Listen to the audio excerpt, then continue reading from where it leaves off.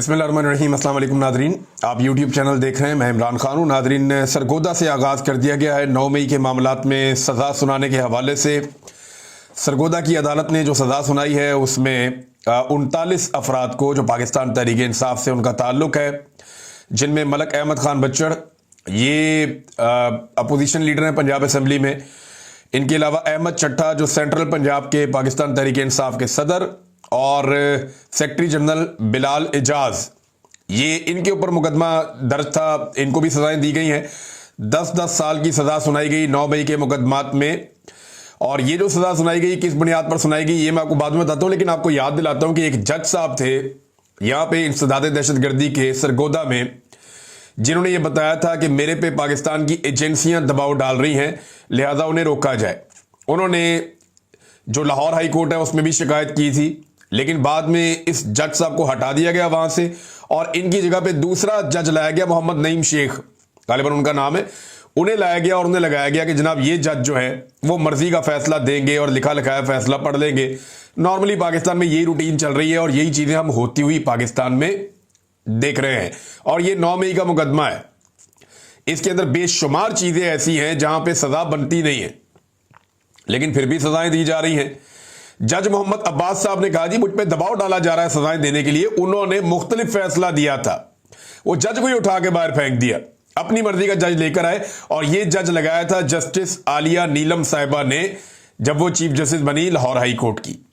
और याया अफरीदी साहब ने यह कहा था कि फटाफट फैसले दो 9 मई के, फारिग करो बीच में से। तो फिर दिन रात ट्रायल किया गया, रात गए तक ट्रायल किया गया।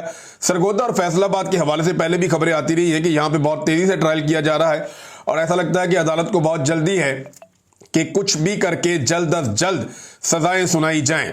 तो जल्दी तो अदालत को नहीं होती, जल्दी तो उन्हें होती है जो इस सारे अमल के पीछे होते हैं। बहरहाल ये सजा सुना दी गई है। इसके बाद पाकिस्तान तहरीक इंसाफ का रद्द-ए-अमल आ रहा है।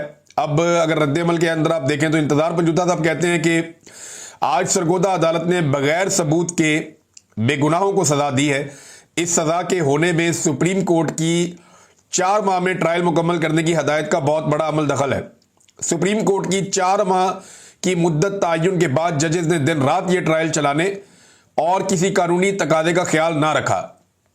ये सजाएं हमेशा हमारे अदालती निजाम पर स्याह धब्बे के तौर पर याद रखी जाएंगी। वकील क्या कह रहे हैं? वकील ये कह रहे हैं कि इससे भयानक और सफाकाना फैसला हमने देखा ही नहीं अपनी तारीख में। यानी बिलाल एजाज और अहमद चट्टा के खिलाफ शहादत ही नहीं थी, कोई शहादत गवाही कोई मौजूद ही नहीं थी। और मुझे जज साहब ने कहा था कि इन पर तो बात ही ना करें, ये तो बरी है। यानी इस तरह से जज ने पहले बात की थी। और लेकिन जो लिखा लिखाया फैसला आया इसमें उन्हें भी 10-10 साल की सजा सुना दी गई। ये तहरीक इंसाफ के वकील वहां पे बता रहे हैं कि जज ने कहा था कि ये तो बरी है, इनमें तो बात ही ना करें, ये बंदे तो फारिग हैं, अहमद चट्टा और बिलाल एजाज, लेकिन इन्हें भी 10-10 साल की सजा सुना दी गई। तो अब सजाएं सुनाने के बाद पाकिस्तान तहरीक इंसाफ के एमएनएस भी फारिग करवाए जाएंगे, एमपीएस भी, और उनकी जगह पे दोबारा इलेक्शन करवा के अपने बंदे लाए जाएंगे।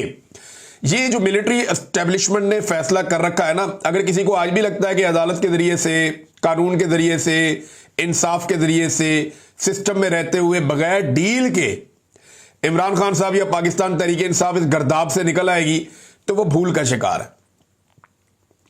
या तो इमरान खान साहब को डील करनी पड़ेगी या फिर अवाम को सड़कों पे फैसला करना पड़ेगा इस निजाम के साथ। या तो इनसे 2-2 हाथ करने पड़ेंगे या इनके सामने हाथ जोड़ने पड़ेंगे। दूसरा कोई ऑप्शन नहीं है कि आप कानून और इंसाफ के जरिए से इस मामले से निकल आए, क्योंकि पाकिस्तान की मिलिट्री एस्टेब्लिशमेंट ने यह तय कर रखा है कि उन्होंने हर हाल में कुचलने की अपनी पॉलिसी को जारी रखना है। जमहूरियत गई भाड़ में, इंसाफ गया भाड़ में, वो किसी चीज में नहीं मानते भाई। वो ये कहते हैं कि जैसे हमारा दिल कर रहा है उसी तरह निजाम को चलाएंगे। अब तहरीक इंसाफ ने वैसे तो परखचे उड़ा दिए थे 9 मई के मुकदमात के हवाले से। यहां पे बहुत सारे लोगों ने बड़े लंबे लंबे थ्रेड्स लिखे हैं और उन्होंने बताया है कि किस तरीके से ये मुकदमा झूठे हैं और अदालत के अंदर कौन कौन सी चीजें साबित हुई, लेकिन इसके बावजूद अदालतें पड़े पड़े फैसले सुनाई जा रही हैं।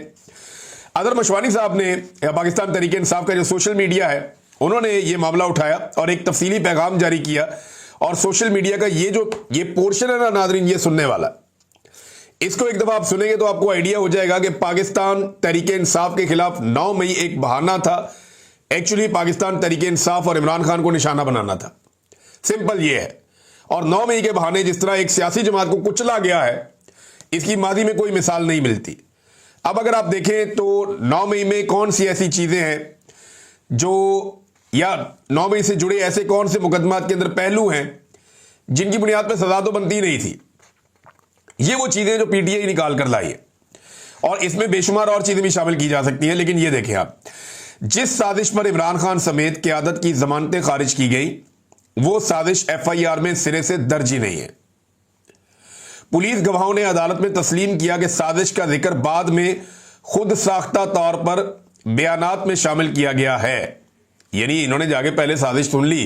भाई तुमने सुन ली है तो पहले तो साजिश शामिल करो ना उसके अंदर, एफआईआर में है ही नहीं। एफआईआर 10 मई की सुबह 3:20 पर दर्ज हुई, जबकि शिकायत 10:30 को मौसूल हुई। यानी 7 घंटे 10 मिनट के बाद, यानी तकरीबन 7 घंटे के बाद दरखास्त आती है, 7 घंटे पहले एफआईआर हो जाती है। ये दुनिया में कभी कहीं आपने सुना है कि दरखास्त बाद में आए और एफआईआर पहले हो जाए? ये कैलेबरी फॉन्ट में हुआ था कि इनकी डीड पहले लिखी गई थी और वो फॉन्ट बाद में ईजाद हुआ था। ये वही वाली कहानी यहां पे हो गई जो कैलेबरी में हुई थी कि एफआईआर होती है सुबह 3:20 पे, और जो दरखास्त आती है वो सुबह आती है 10:30 पे, 7 घंटे 10 मिनट के बाद। एफआईआर में 5 जख्मी एहलकारों के बारे में बताया गया, जबकि अदालत में सिर्फ 3 एहलकारों के मेडिकल लीगल सर्टिफिकेट पेश किए गए कि ये जख्मी थे, और वो भी जाली निकले क्योंकि डॉक्टर ने बता दिया अदालत में कि पुलिस वालों ने कोई जख्म नहीं दिखाए, सिर्फ जुबानी बताया था, तो हमने बना दिया जो कहा गया। इन्वेस्टिगेशन ऑफिसर ने तस्लीम किया कि जाए वकूआ का कभी उसने दौरा ही नहीं किया। यह नाज़रीन इतना बड़ा मामला है कि इसमें तो सजा कभी हो ही नहीं सकती।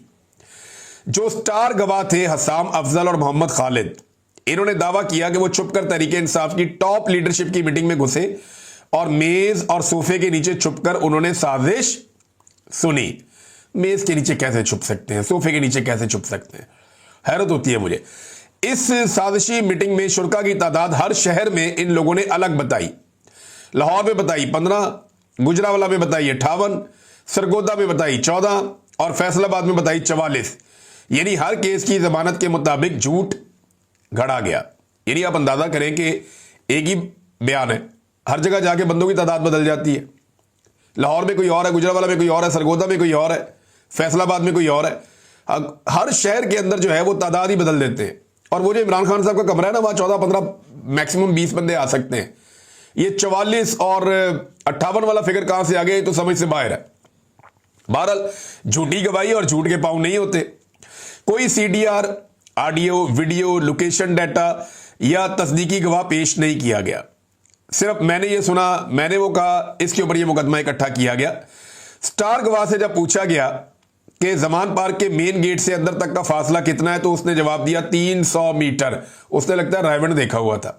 जमान पार्क में तो 100 मीटर भी नहीं बनता, मेरे ख्याल में 50 मीटर भी नहीं बनता, शायद 30 मीटर होगा। तो 10 गुना फासला उसने बताया कि जनाब 300 मीटर का फासला है जमान पार्क से लेकर, गेट से लेकर अंदर तक का। इन्वेस्टिगेशन ऑफिसर ने दावा किया कि वाकयात के 30 दिन बाद ग्रीन बेल्ट से उन्होंने डंडे बरामद किए।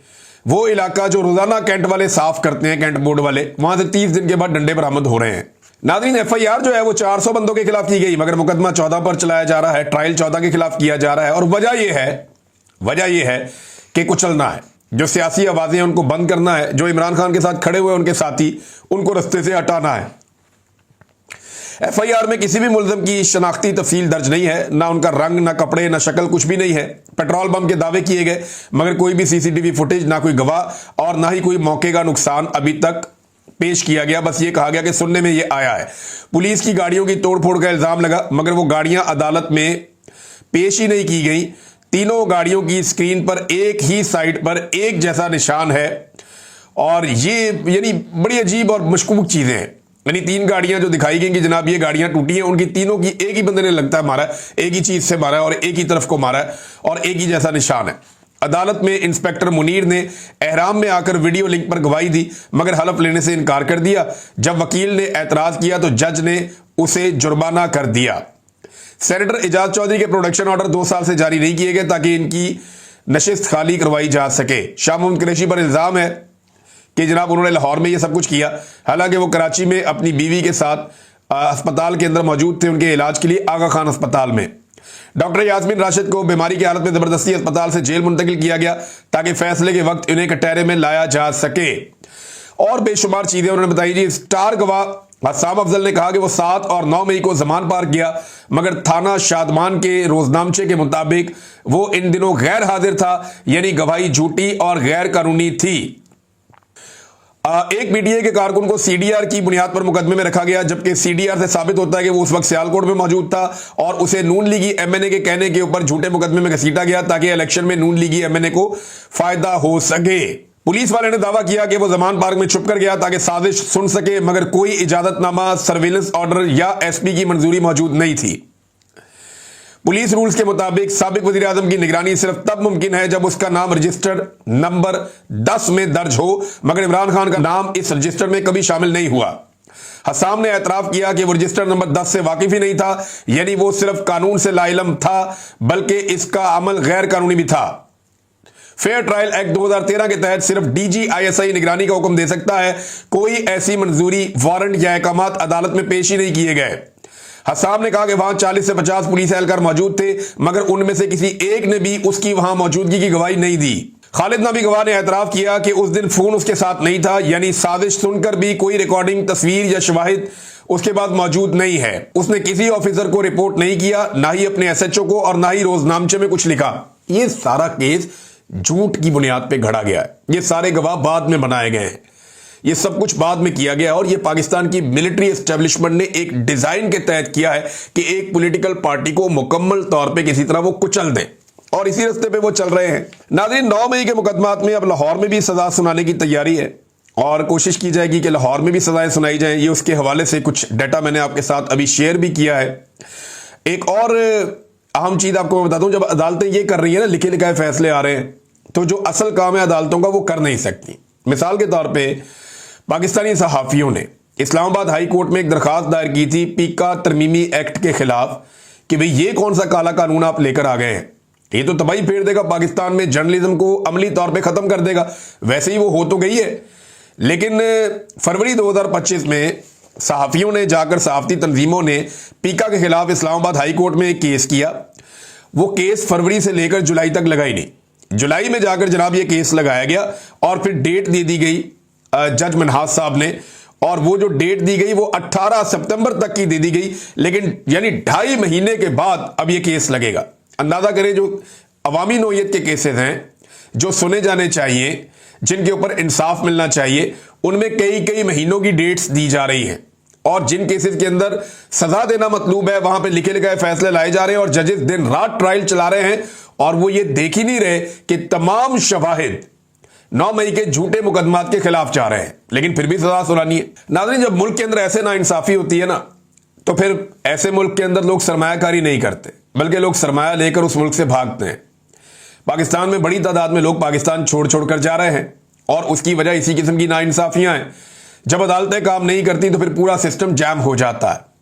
जैसा कि ये एक फराज अहमद साहब का एक आर्टिकल है, एक्सप्रेस ट्रिब्यून में छपा है, उसमें उन्होंने फैक्ट्स जारी किए हैं, और ये मैं पहले भी आपको बता चुका हूं, लेकिन अब ये सारे फैक्ट्स इकट्ठे हो रहे हैं। गुज़िश्ता 3 सालों में 2 दर्जन से ज्यादा मल्टीनेशनल कंपनियों ने या तो पाकिस्तान से अपना कारोबार बिल्कुल खत्म कर दिया, या फिर अपने ऑपरेशंस बड़े पैमाने पर रोक दिए हैं। इनमें दुनिया की मशहूर तरीन कंपनियां शामिल हैं, जैसा कि शेल, जैसा कि सीमेंस, जैसा कि दीगर प्रॉक्टर एंड गैमल, और दीगर बहुत सारी बड़ी बड़ी कंपनियां, एनर्जी की और दीगर कंपनियां शामिल हैं, जो पाकिस्तान से भाग रही हैं, अपना कारोबार छोड़ रही हैं और पाकिस्तान में काम करने के लिए तैयार नहीं हैं। जो काम करने वाले हैं वो पाकिस्तान से भाग रहे हैं, और जो काम नहीं करने वाले उन्हें लाकर इक्तदार में बैठाया हुआ है। यानी आप जाली इक्तदार वालों का आप चक्कर चेक करें कि जहां इनको थोड़ी सी खाली जगह मिलती है, ये अपनी तख्ती वहां पे ठोक देते हैं। खासतौर पे पंजाब के अंदर तो वो पागल हुए पड़े हैं नवाज शरीफ और उनकी साहबजादी। उन्हें तो जो अस्पताल मिलता है, जो स्कूल मिलता है, जो कॉलेज मिलता है, जो ढक्कन मिलता है, जो कोई चीज उन्हें मिलती है, वो हर चीज के ऊपर, कोई लैट्रीन है, हर जगह पे अपनी फोटो ठोक देते हैं। कोई कचरे वाली गाड़ी है, उसके ऊपर भी अपनी फोटो ठोक देते हैं। वो एक ज़हनी खब्त के अंदर मुब्तला हो चुके हैं बाप बेटी। उन्हें लगता है कि शायद वो गैर मकबूल है, तो हर जगह पे अपनी फोटो लगा के वो जाली मकबूलियत खड़ी कर लेंगे, जैसे जाली हुकूमत खड़ी की है एस्टेब्लिशमेंट की मदद से। ये देखें आप, एक वीडियो मैं आपको दिखाता हूं, ये वीडियो देखें आप। ये कैसा डाका इन्होंने मारा। ये दो तख्तियां आपको नजर आ रही हैं इसमें। एक तख्ती इमरान खान साहब के दौर में लगी है, चौधरी यूसुफ ने इफ्तिताह किया था एक प्रोजेक्ट का। अब उसके बाद जनाब ऊपर शहबाज शरीफ की फोटो लगा दी है, साथ राणा मुबशर की लगा दी है, साथ दो चार और बंदों की लगा दी है, और अब उसी प्रोजेक्ट के इफ्तिताह को जोड़ दिया है शहबाज शरीफ के बंदों से या शहबाज शरीफ की हुकूमत से। ये तख्ती के ऊपर तख्ती लगाने वाले लोग हैं।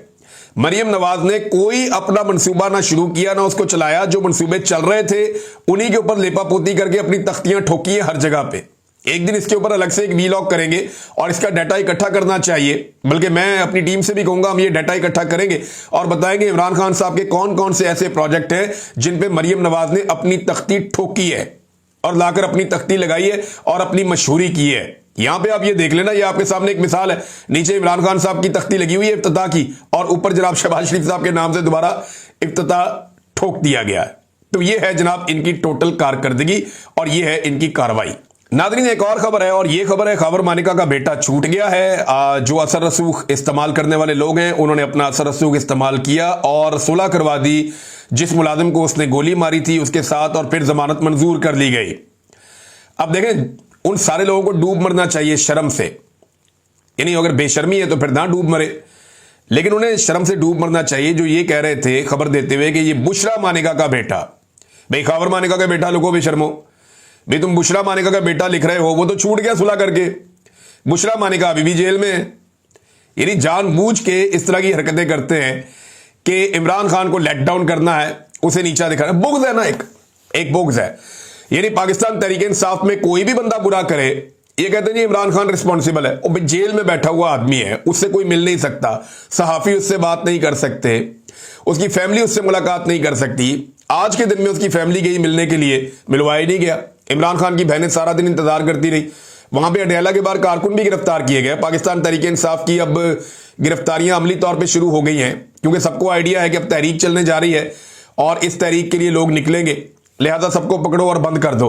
तो बंदे पकड़े जा रहे हैं, बंदे बंद किए जा रहे हैं ताकि तहरीक को चलने से पहले रोका जा सके और कुचला जा सके। तो अवामी तहरीक जब चली ना, या जब अवाम ने फैसला कर दिया उन्होंने निकलना है, तो फिर गिरफ्तारियां कुछ नहीं बेचती।